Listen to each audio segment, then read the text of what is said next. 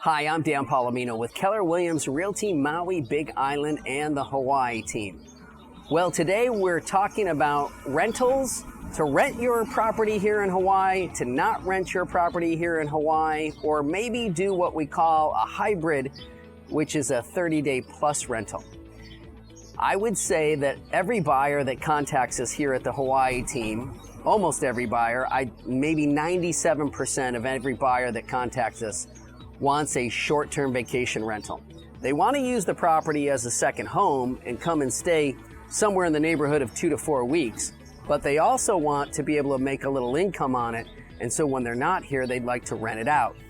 That qualifies as a short-term vacation rental. Well, since everybody wants that, you can imagine that the demand is huge and the supply doesn't meet the demand.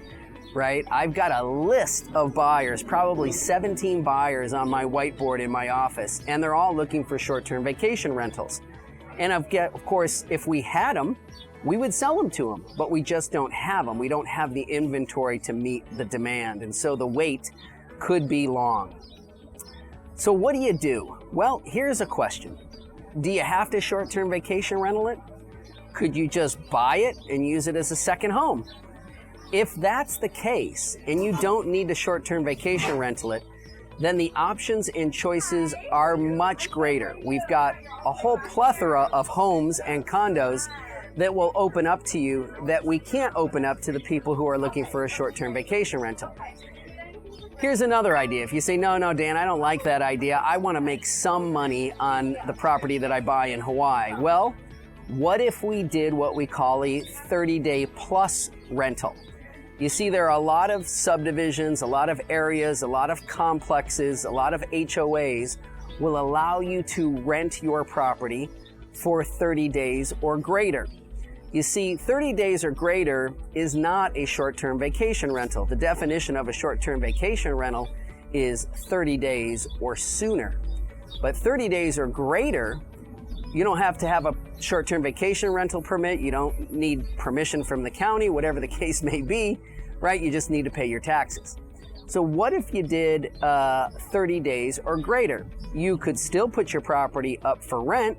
You would just have to indicate that minimum number of days for the stay is 30 days. And more people are actually staying in Hawaii that long. I know a number of people that have a property. It's not in a short-term vacation rental zone. They don't have a short-term vacation rental permit, and they're renting it out 30 days or greater. And that is actually working out pretty well for them. So think about that as kind of an in-between. If you're waiting for a short-term vacation rental, you don't think you're going to get one anytime soon, you don't want to just buy a second home and have it sit empty. But what if you went to the intermediate step and we looked at just 30-day plus rentals? Could be an option for you. If you'd like more information about that, contact us here at the Hawaii team, 808-913-0899, 808-913-0899, or thehawaiiteam.com. Aloha.